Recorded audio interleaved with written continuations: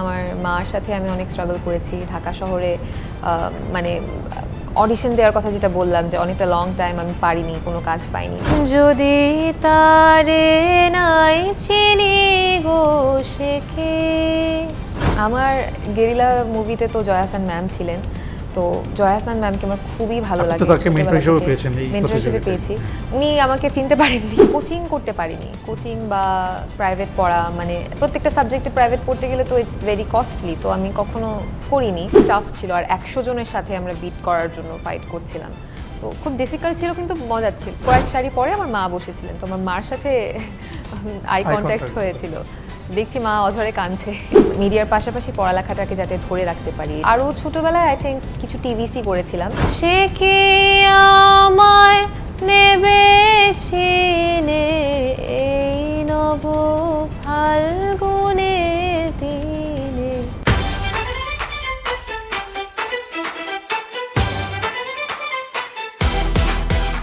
প্রিয় দর্শক, বাংলা বিশ্বের নিয়মিত আয়োজন রাইজিং স্টারে আপনাদের সাথে আছে আমি হাসনাত জুবায়ের।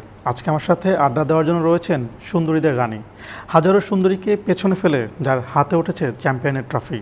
আজ আমার সাথে আড্ডা দেওয়ার জন্য রয়েছেন Lux superstar champion Bidushi Barnita. Barnita, আপনাকে রাইজিং স্টারে স্বাগত। Thank you. কেমন আছেন? ভালো আছে, আপনি কেমন আছেন? আলহামদুলিল্লাহ ভালো আছি। চ্যাম্পিয়ন হওয়ার পর থেকে নিশ্চয়ই ব্যস্ততা অনেক বেশি, তাই না? জি জি জি, এখনো একটা ফটোশুটে কোনো রকম একটু সময় করে। জি জি, ফটোশুটের স্টুডিওতেই আপনার সাথে বসে কথা বলছি। তো আপনার সাথে বেশ কয়েকদিন ধরে আমি কথা বলার চেষ্টা করছিলাম, কিন্তু আপনার সাথে টাইমিংটা মিলছিল না কোনোভাবেই।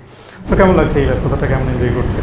ভালোই লাগছে, অনেক হেক্টিক, কিন্তু অনেক লম্বা একটা জার্নি পার করে এখানে এসে এখন নিজের মতো করে সবকিছু করতে হচ্ছে, সো একটু নার্ভাস লাগছে, তাও ভালোই লাগছে। এই প্রতিযোগিতার জন্য যখন আপনার রেজিস্ট্রেশন করলেন, সেটা কোন সময় ছিল এবং কী ভেবে আসলে করেছিলেন, বা তখন আসলে সেই সময়টা কেমন ছিল আর এখন সেই সময়টা কেমন পার্থক্য দেখছেন?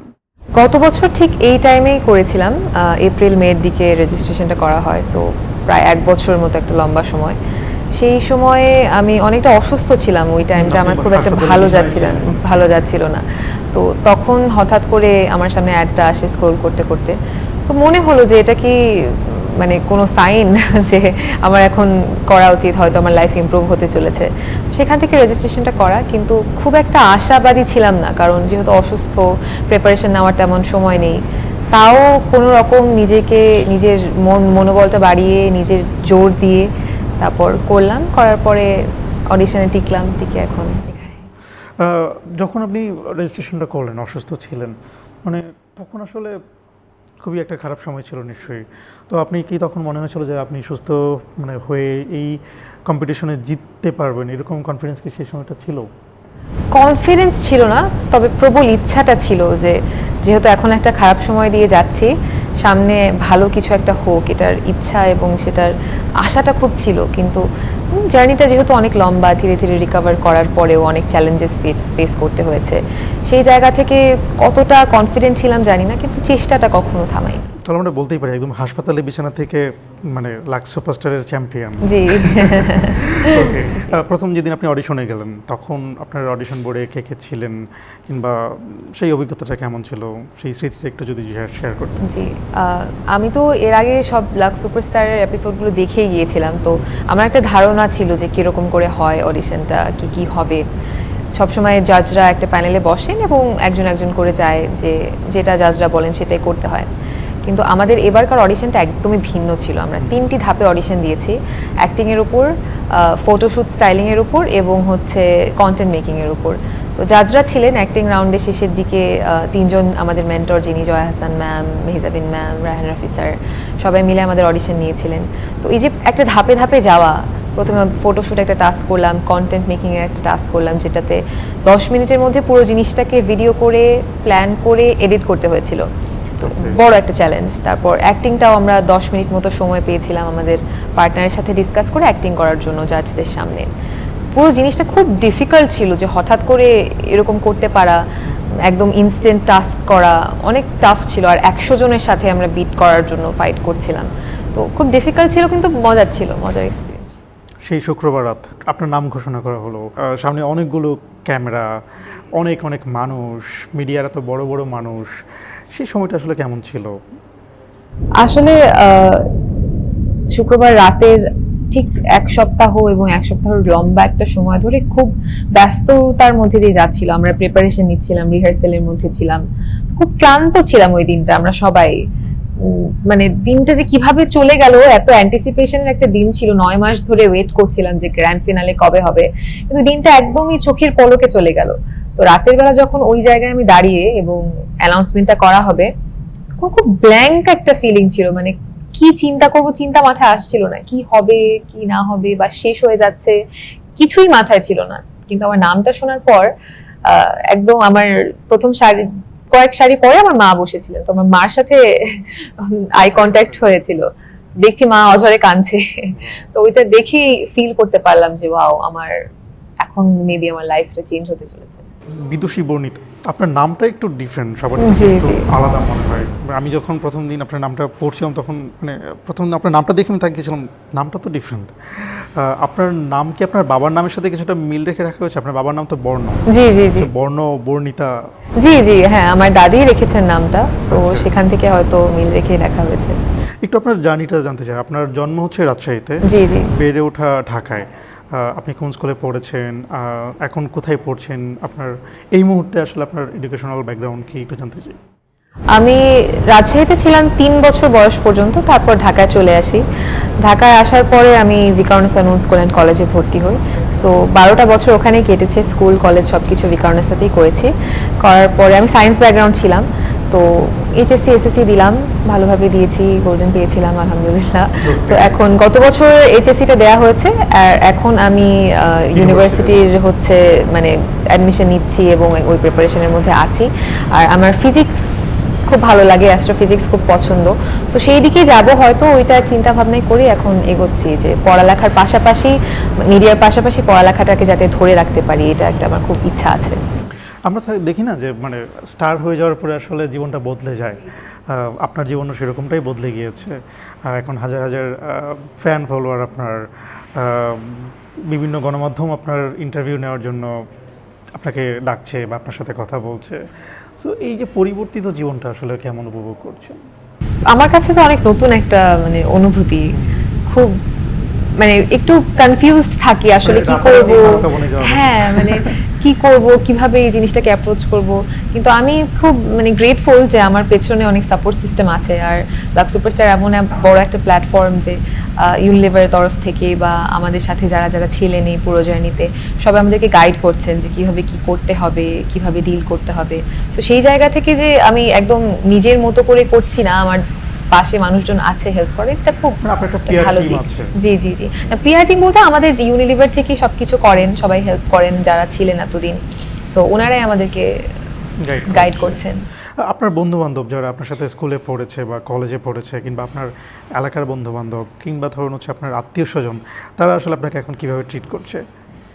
সবাই অনেক খুশি, অবশ্যই অনেক বেশি খুশি। আর হচ্ছে আমার খালামণিরা আমেরিকায় থাকেন, আমার খালামণি আবার ইঞ্জিনিয়ার, তো অনেক ব্যস্ত থাকেন অবশ্যই। ওখান থেকেও ওই ব্যস্ততার মাঝেও রাত হোক দিন হোক সবসময় আমাকে মানে সাপোর্ট করা পুরো জার্নি ধরে। ইভেন আমার ফ্রেন্ড যারা ছিলেন, আমি স্কুল লাইফে খুব একটা বন্ধু বান্ধব ওরিয়েন্টেড ছিলাম না, খুব যে ক্লোজ ফ্রেন্ডশিপ ছিল আমার তা না, বা বাইরে যাওয়া হ্যাং আউট করা এরকম করা হতো না। তাও যাদেরকে হয়তো খুব একটা ক্লোজ মনে হতো না, বা মনে হতো না যে আমরা এত বেশি ফ্রেন্ডশিপ আছে ভালো, তারাও এত বেশি খুশি, তারাও এত বেশি কন্ট্যাক্ট করছে এখন, যে মনে হয় যে ওয়াও, ডুইং সামথিং স্পেশাল। ওকে, আপনার এই প্রতিযোগিতার পরে তো আপনি রায়হান রাফির সাথে একটা সিনেমার অফার পেয়েছেন এবং শিহাব শাহিনের একটা ওটিটি কন্টেন্টে আপনি কাজ করার সুযোগ পাচ্ছেন। সো সেই ব্যাপারে কি কথা হচ্ছে এবং গল্প পেয়েছেন বা শুটিংয়ের প্রিপারেশন চলছে কিনা? এখনো শুরু হয়নি, কেবল তো কয়েকটা দিন হলো, তো এখনো আমি নিজেও কিছু জানি না। আমি নিজেও খুব অ্যান্টিসিপেশনের মধ্যে আছি যে সামনে কি হতে চলেছে বা কোন ক্যারেক্টার কীরকম গল্প হবে। তবে ধীরে ধীরে নিজেকে প্রিপেয়ার করা শুরু করতে হবে, এটাই ভাবছি যে অভিনয়টা যাতে ভালো করে করতে পারি। আপনার আলটিমেট ফোকাস কি সিনেমা? আলটিমেট ফোকাস হচ্ছে ভালো কাজ করা, ভালো অভিনয় করা। এখন সেটা যে কোনো প্ল্যাটফর্ম বা যে কোনো ধরন হতে পারে, ওটিটি হোক, সিনেমা হোক, যতক্ষণ আমি ভালো কোনো কাজ পাবো এবং ভালো কোনো গল্প পাবো যেটার দ্বারা মানুষকে আমি ইনফ্লুয়েন্স করতে পারবো, সেটাই আমার জন্য ইনাফ। আপনার পছন্দের কোনো জনরা আছে কিনা, মানে সিনেমার ক্ষেত্রে বা কাজের ক্ষেত্রে, যেই জনরাটা আপনি বেশি পছন্দ করেন বা আপনার কাছে মনে হয় যে এখানে আমি বেশি কমফোর্টেবল, এরকম কোনো জনরা? আমি মুভি অনেক দেখি, তো আমার থ্রিলার, সাইফাই, তারপর যে কোনো এডুকেটিভ জনরা যেটা থেকে কিছু শেখা যায়। সম্ভবত ছোটবেলায় গেরিলা, নাসিরউদ্দিন ইউসুফের জি গেরিলা জি, একটা শিশু শিল্পী হিসেবে ছোট্ট একটা, আমি আলতাফ মাহমুদ স্যারের মেয়ে হিসেবে ছোট্ট একটা রোল ছিল, 2 মিনিট মতো মনে হয় আমার পুরো স্ক্রিন টাইম ছিল। তবে হ্যাঁ, সেই সুযোগটা পেয়েছিলাম যে এত বড় একটা। শুরুটা ওখানে, মানে মিডিয়ার কাজ কি শুরু সেখান থেকে? না, মিডিয়ার কাজ শুরু বলতে আমি আরও ছোটবেলায় আই থিঙ্ক কিছু টিভিসি করেছিলাম। টিভিসি করার পরে গেরিলাতে একটা ছোট রোল করার সুযোগ পেয়েছিলাম। তাছাড়া কিছু নাটকেও ছোটোখাটো রোল করার সুযোগ পেয়েছি। সেই জায়গা থেকে কাছ থেকে দেখা হয়েছে, অনেক বড় বড় অভিনেতা অভিনেত্রীদের কাছ থেকে দেখা হয়েছে, কিন্তু নিজের যে ইচ্ছাটা, প্রবল ইচ্ছাটা ছিল যে আমিও কখনো কোনো একটা লিড ক্যারেক্টার হিসেবে কাজ করতে চাই বা এমন কোনো কাজ করতে চাই যেখানে আমার রোলটা একটু বেশি থাকবে, সেটা হয়নি। আর অনেক লম্বা একটা সময় গ্যাপ ছিল মাঝখানে, 8-9 বছর। ছোটবেলায় এবিসি রেডিওতে আপনি একটা ভয়েস দিয়েছিলেন সম্ভবত আরজে কিবরিয়ার, জি জি জি, এবং সেটা সেই সময় খুব পপুলার ছিল। জি, একটু জানতে চাই সেই অভিজ্ঞতা। জি, আমি আরজে কিবরিয়া স্যারের শোতে কালকেই গেলাম, ওনার ওখানে শুট করে আসলাম। তো তখন উনিও বললেন যে ওনার ক্যারিয়ারের যে প্রথম বড় রেডিও শোটা ছিল, ওটা ছিল কি শোনাইলা কিবরিয়া ভাই, ওটা ট্যাগলাইন ছিল। তো সেই ট্যাগলাইনের ভয়েসটা ছিল আমার, তো ওটা খুব পপুলার ছিল তখন। ওখান থেকেই যে কিবরিয়া স্যারের জার্নিটাও খুব বড়ভাবে যায় এবং খুব ভালো লেগেছিল তখন ওই ছোট বয়সে যে আমি এরকম কিছু করতে পেরেছিলাম, একটা রেডিও শোতে জিঙ্গল দেওয়া, মানে খুব ইউনিক একটা এক্সপিরিয়েন্স। ওকে, আপনার এই চ্যাম্পিয়ন হওয়ার পরের দিন, অর্থাৎ সম্ভবত শনিবারে, আপনি একটা ফেসবুক স্ট্যাটাসে বলেছিলেন যে, কিংবা সম্ভবত প্রতিযোগিতার দিনই বলেছিলেন যে আপনি কখনো প্রথম হতে পারেননি, সবসময় আপনার এই আক্ষেপটা ছিল। তো সেই আক্ষেপটা নিশ্চয়ই মানে পূরণ হলো শেষ পর্যন্ত। জি, আমি স্কুল লাইফে পড়ালেখার পেছনে অনেক কষ্ট করেছি, পরিশ্রম করেছি, কারণ কোচিং করতে পারিনি। কোচিং বা প্রাইভেট পড়া, মানে প্রত্যেকটা সাবজেক্টে প্রাইভেট পড়তে গেলে তো ইটস ভেরি কস্টলি, তো আমি কখনো করিনি। আর ইচ্ছা ছিল যে ফার্স্ট হব এরকম ভালো পড়ালেখা করে, কিন্তু হয় কি, টিচাররা অনেক সময় যারা কোচিং করে তাদেরকে হয়তো 1 মার্ক একটু বেশি দিল, যদিও আমি একটু ডিজার্ভ করতাম। তো সেই থেকে ইচ্ছাটা খুব প্রবল ছিল যে কোথাও ফার্স্ট হতে চাই যেখানে আমার যোগ্যতা এবং আমার প্রতিভার উপরেই আমাকে মার্কিংটা দেওয়া হয়, এটা নিয়ে না যে কোনো একটা আনফেয়ারনেস কোনো কিছু যাতে এটাতে ইনভলভ না থাকে। এখন সেই লাকটা আমার হয়েছে যে লাক্সের থ্রুতে আমি, আমার মেন্টর, আমার জাজরা আমাকে সেভাবে মার্কিং করেছেন এবং ওনারা মনে করেছেন যে আমি হয়তো এটার ডিজার্ভিং, যোগ্য। তো সেই জায়গা থেকে ফার্স্ট হতে পেরে খুব ভালো লাগছে। আপনি যেহেতু ছোটোবেলা থেকেই মিডিয়ার সাথে ইনভলভ, যেহেতু আপনি টুকটাক কাজ করেছেন, নাটকে অভিনয় করেছেন, সিনেমাতেও কাজ করেছেন, আপনার পছন্দের আর্টিস্ট আমি একটু জানতে চাই আসলে কারা কারা আপনার পছন্দের মানে তারকা? আমার গেরিলা মুভিতে তো জয়া আহসান ম্যাম ছিলেন, তো জয়া আহসান ম্যামকে আমার খুবই ভালো লাগে, ছোটবেলা থেকে মেন্টর হিসেবে পেয়েছি। উনি আমাকে চিনতে পারেননি, আমি যদিও মনে করিয়ে দিয়েছিলাম, বাট থাকে না, উনি তো অনেক কাজ করেছেন, তো অবশ্যই মনে রাখাটা কিন্তু আমার জন্য তো, আমি জয়া আহসান ম্যামকে তো জীবনে একবারই পেয়েছি, তো সেই জিনিসটা আমার কাছে খুব মানে দাগ কেটেছিল মনে, যে ওনাকে আবার দেখতে পেলাম সামনাসামনি। যখন আপনি মনে করিয়ে দিলেন তখন তার রিয়াকশনটা কেমন? তুমি বলছো ও তাই, দেখে দেখে খুব পছন্দ হয়েছিল ওনার, মানে খুব সুইটলি সবার সাথে, উনি শুধু যে আমার সাথে তা না, সবার সাথেই Mehjabin ma'am, Jaya Ahsan ma'am, Raihan Rafi sir খুবই খুবই সুইট। অনেকে বলে যে জাজরা কেমন হয় বা কেউ বকা টকা দেয় কিনা, একদমই না, ওনারা একদম আমাদেরকে নিজেদের মেয়ের মতো, নিজেদের ছোট বোনের মতো করে ট্রিট করেছিলেন। প্রত্যেকের জীবনটা তো আসলে মানে একেবারেই একটা গতিতে যায় না, মসৃণ থাকে, কখনো কখনো আবার খুব সুন্দর থাকে।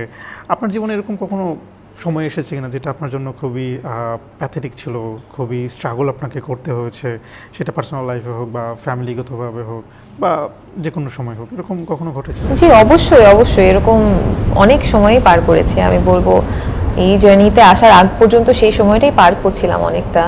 আমার মার সাথে আমি অনেক স্ট্রাগল করেছি ঢাকা শহরে, মানে অডিশন দেওয়ার কথা যেটা বললাম, যে অনেকটা লং টাইম আমি পারিনি, কোনো কাজ পাইনি, তো অডিশনে যাওয়া, তারপর আমার মা আমাকে নিয়ে স্কুলে যেতেন, নাচের ক্লাস, গানের ক্লাস, সব জায়গায় একা একা করে যাওয়া, মানে খুব একটা ডিফিকাল্ট। তো আর উনি আমার জন্য তার স্বপ্নগুলো বাদ রেখে, সাইডে রেখে কাজ করতেন, উনি গিটার বাজাতেন, জব করতেন, সবকিছু ছেড়ে তখন আমার পেছনে পরিশ্রম করতেন। সো এই সময়গুলো খুব একটা ডার্ক একটা টাইম ছিল আমাদের জন্য, কিন্তু সেখান থেকে এখন তার মানে আপনার হাতে খড়ি একদম পরিবার থেকে, আপনার মা বাবার থেকে পাওয়া কিছুটা। একটু জানতে চাই আসলে ছোটবেলায় আসলে আপনাকে কিভাবে আসলে তৈরি করলো আপনার মা বাবা, বা এই যে মিডিয়াতে কাজ করার স্বপ্ন বোনাটা আসলে কবে থেকে কিভাবে শুরু হলো? সেই ছোটবেলায় আমি শুরু করেছিলাম যখন, তখন মানে সাংস্কৃতিক অঙ্গনে খুব অ্যাক্টিভ থাকার চেষ্টা করা হতো আমার পরিবারের তরফ থেকে, যে শুধু পড়ালেখায় না, গান, নাচ, অভিনয় এগুলো সবকিছুতে একটু একটু পারদর্শী হওয়াটা ভালো, শিখে রাখা ভালো, অলরাউন্ডার হওয়া ভালো। সেই জায়গা থেকেই শুরু করা, এবং সেখান থেকেই ধীরে ধীরে শিখতে শিখতে এই জগতে আসা। ওকে, যারা ধরুন আপনার এখন অনুজ আছে, যারা হচ্ছে আপনাকে এখন ফলো করে, পরবর্তীতে যারা হচ্ছে আপনার মতো লাক্স সুপারস্টার হতে চায়, তাদের জন্য কি টিপস থাকবে বা কি পরামর্শ থাকবে? আমি একটা কথাই বলবো যে আমাকে অনুসরণ করতে হবে বা অন্য কাউকে অনুসরণ করতে হবে সেটা না, নিজের নিজস্বতা দিয়ে নিজের বেস্টটাকে আরো বেটার করা, এটাই আই থিঙ্ক মেইন গোল হওয়া উচিত। আর নিজের উপর বিশ্বাস রাখাটা খুব জরুরি। আমি এমনও সময় গেছে যে গিভ আপ করে ফেলতাম, কিন্তু তা আমি বিশ্বাস করেছি যে না, আর একটা দিন আমি পারবো, আর একটা দিন আমি পারবো, এভাবে করতে করতে এগিয়েছি। তো সেই বিশ্বাসটা রাখা, নিজের আত্মবিশ্বাসকে আরো বেশি স্ট্রং করা, ধীরে ধীরে এগুলো করলেই ইনশাআল্লাহ হয়ে যাবে। আপনি তো ছোটবেলা থেকেই সংস্কৃতি অঙ্গনের সাথে ইনভলভ, নাচ গান যেগুলো আপনি শিখেছেন, সম্ভবত আপনি সাইনাটেও হচ্ছে ক্লাস করেছেন। নিশ্চয়ই আমরা একটা গান আপনার কাছ থেকে শুনতেই পারি কিনা, আপনার পছন্দের কোনো যদি গান থাকে? আমার পছন্দের, আচ্ছা, রবীন্দ্রসঙ্গীত আমার প্রিয়। শিওর, নিশ্চয়ই। যদি তারে নাই চিনি গো, সে কি আমায় নেবে চিনে, এই নব ফাল্গুনের দিনে, জানিনে যদি তারে নাই চিনি গো, সে কি। যদিও ফাল্গুন শেষ। দারুণ, খুবই চমৎকার, খুবই চমৎকার। আমরা একদমই শেষ দিকে চলে এসেছি। যাওয়ার আগে আপনার যারা অনুসারী আছেন কিংবা আপনাকে এখন যারা ফলো করেন, তাদের উদ্দেশ্যে কি বলবেন? আমি শুধু একটা কথাই বলবো যে এতদিন আপনারা আমাকে অনেক অনেক সাপোর্ট দিয়েছেন এবং অনেক ভালোবাসা দিয়েছেন, যেটার কারণে আমি আজকে এখানে বসে থেকে এই গল্পগুলো বলতে পারছি। এবং সামনেও আমি চাইবো যে আপনারা আমাকে এতদিন যেভাবে ভালোবাসা দিয়েছেন সেভাবেই ভালোবাসা দিবেন, যাতে আমি আপনাদেরকে ভালো ভালো কাজ উপহার দিতে পারি এবং আপনাদের ভালোবাসার মর্যাদাটা রাখতে পারি। পরিণীতা, আপনাকে অসংখ্য ধন্যবাদ আজকে আমাদেরকে সময় দেওয়ার জন্য। অনেক ধন্যবাদ, ভালো থাকবেন। প্রিয় দর্শক, আমরা আমাদের রাইজিং স্টারের সাথে আড্ডা দিলাম এবং জানার চেষ্টা করলাম যে তার বর্তমান ভবিষ্যৎ পরিকল্পনা, তার জার্নি। আপনাদের সাথে আবার দেখা হবে অন্য কোনো দিন, অন্য কোনো অতিথির সঙ্গে। ততক্ষণ পর্যন্ত ভালো থাকবেন, সুস্থ থাকবেন।